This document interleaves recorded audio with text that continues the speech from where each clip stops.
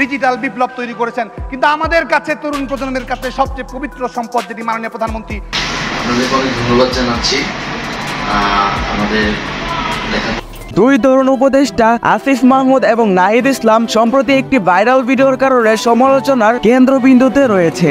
বিদেশি সাংবাদিকরা তাদের ইংরেজিতে কিছু প্রশ্ন করলে তারা সঠিকভাবে উত্তর দিতে না পেরে কিছুটা বিভ্রান্ত হয়ে পড়েন। প্রথমে ইংরেজিতে কথা বলার চেষ্টা করলেও পরে তারা বাংলায় কথা বলতে শুরু করেন। এই ঘটনাটি সোশ্যাল মিডিয়ায় ছড়িয়ে পড়ার পর নানা প্রতিক্রিয়া দেখা যায়। কেউ কেউ তাদের ইংরেজি দক্ষতার অভাব নিয়ে সমালোচনা করেন, আবার অনেকেই তাদের মাতৃভাষায় কথা বলার পক্ষে যুক্তি দেন। এই ঘটনার পরিপ্রেক্ষিতে ছাত্রলীগের সভাপতি সাদ্দাম হোসেনও মুখ খুলেন। তিনি বলেন, আমাদের জন্য এটি সত্যিই লজ্জার। এমন মেধাবী উপদেষ্টা যখন বিদেশি সাংবাদিকদের সামনে ইংরেজিতে সঠিকভাবে কথা বলতে না পারে, তখন এটি দেশের জন্য বিব্রতিকর হয়ে দাঁড়ায়। আমি নিজেও তাদের থেকে ভালো ইংরেজি বলতে পারি। আসলে এমন মেধাবী উপদেষ্টা হয়ে লাভ কি যদি তারা ইংরেজিতে কথা বলে দেশের সম্মান রক্ষা করতে না পারেন? দর্শক, আপনি কি মনে করেন আসিফ মাহমুদ ও নাহিদ ইসলাম এই পরিস্থিতি এবং সাদ্দাম হোসেনের মন্তব্য নিয়ে আপনার মতামত অবশ্যই কমেন্ট বক্সে জানান। আপনার মূল্যবান মতামত আমাদের কাছে খুবই গুরুত্বপূর্ণ।